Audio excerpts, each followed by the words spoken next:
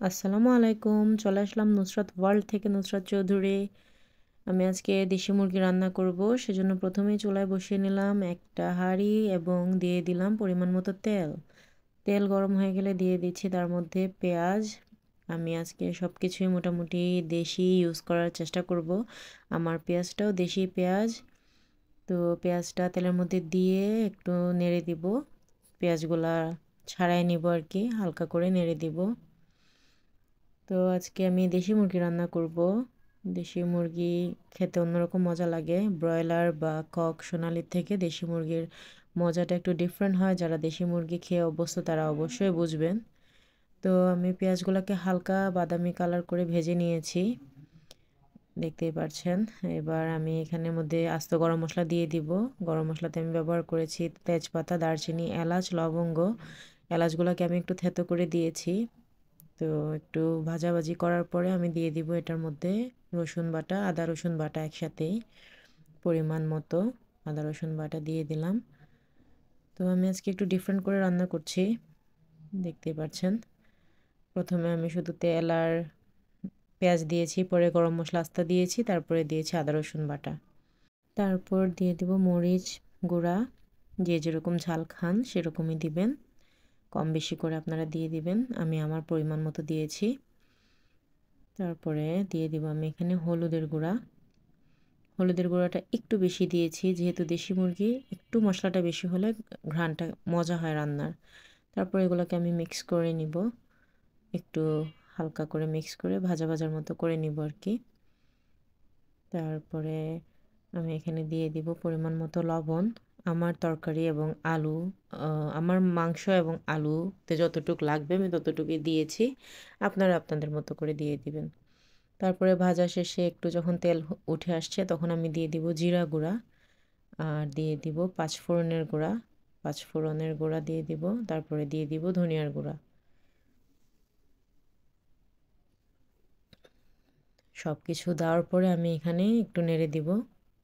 নেড়ে মশলাগুলোকে মিক্স করে নিব। মিক্স করে নিয়ে আমি এখানের মধ্যে আমার মুরগিগুলো দিয়ে দিব। আমি আগে থেকে ধুয়ে ভালো করে কুটে রেখেছি। তারপরে তো পানি ঝরিয়ে আমি দিয়ে দিচ্ছি মুরগিগুলা একটু একটু করে, আপনারা দেখতেই পাচ্ছেন।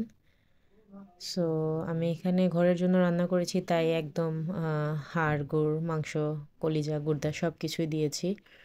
যেহেতু আমার এটা ঘরোয়া রান্না, সো আমি এখানে সেপারেট করে শুধু মাংস দিই নাই, আমি সব কিছু দিয়েই রান্না করছি এবং ফুল মুরগিটাই রান্না করছি। সো দেখতেই পারছেন আপনারা। এখন আমি মশলার সাথে মুরগিগুলোকে একটু কষিয়ে নিব।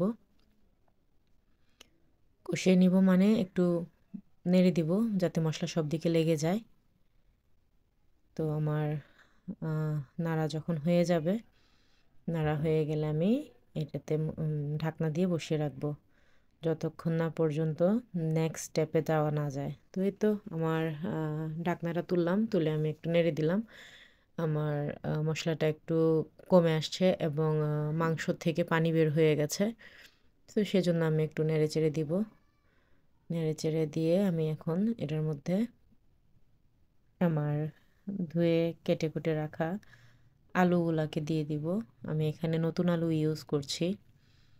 সো আলুগুলা আমি আমার পছন্দ মতো কেটে নিয়েছি, আপনারা আপনাদের পছন্দ মতো কেটে নেবেন এবং ভালো করে ধুয়ে আলুগুলা দিয়ে দিবেন। আপনারা চাইলে আলুগুলাকে আলাদা করে হলুদ মরিচ আর লবণ দিয়ে ভেজেও দিতে পারেন, সেক্ষেত্রেও টেস্টের কোনো কমতি হবে না, বরং ওইটার টেস্ট আরেকটু বেটার হবে। বাট আমি একটু এভাবেই দিলাম, যেহেতু নতুন আলু, সো নতুন আলুর ঘ্রাণটা একটু ডিফারেন্ট হয়, এই কারণে আমি না ভেজেই দিয়ে দিলাম। দিয়ে মাংসের সাথে আমি কষিয়ে নিচ্ছি। তারপরে আমি ঢাকনা দিয়ে দিব। ঢাকনা দিয়ে ততক্ষণ ওয়েট করব যতক্ষণ না পর্যন্ত আমি বুঝতেছি যে আমার এটা হয়ে আসছে।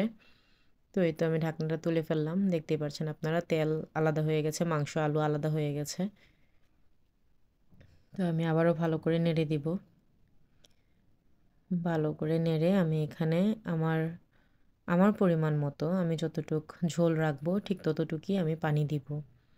তো আপনারা যদি মাখা মাখা খেতে চান কম পানি দিবেন, আপনারা যদি মনে করেন যে বেশি ঝোল খাবেন বেশি পানি দিবেন, সেটা আপনাদের উপর নির্ভর করে। তো আমি পানি দিয়ে এখানে আস্ত কয়েকটা কাঁচামরিচ দিয়ে দিলাম। কাঁচামরিচ দিয়ে আমি ঢাকনা দিয়ে বসিয়ে রাখবো যতক্ষণ না পর্যন্ত আমার মতো করে ঝোল কমে না আসে। সো পরের স্টেপটা হলো যে আমি তুলে ফেলেছিলাম এবং আমার রান্না শেষ হয়ে গিয়েছিল, যেটার ক্লিপটা আমি নিতে পারি নাই। তো এই তো আমি সার্ভিং ডিশে বাড়ার পরে আপনাদেরকে দেখালাম যে আমি এরকম ঝোল রেখেছি, গায়ে গায়ে না, আবার খুব একটা বেশিও না, আবার মাখো মাখোও না, মিডিয়াম রেখেছি। সো ওই হিসাবে আমি রান্না করেছি। আমার রান্না শেষ, আপনারা দেখতেই পাচ্ছেন আমার রান্নাটা আজকে কেমন লাগলো, এবং আমার যদি কোনো ভুল ত্রুটি হয়ে থাকে সেগুলো অবশ্যই আপনারা আমাকে বলে দিবেন, এবং সবসময় আমার সাথে থাকবেন, আমার জন্য দোয়া করবেন। আর আমার পেজটা আপনারা ফলো দিয়ে রাখবেন এবং আমার ইউটিউব চ্যানেলটা আপনারা সাবস্ক্রাইব করবেন। সবসময় এভাবে আমাকে সাপোর্ট করবেন। আসসালামু আলাইকুম, আল্লাহ হাফেজ।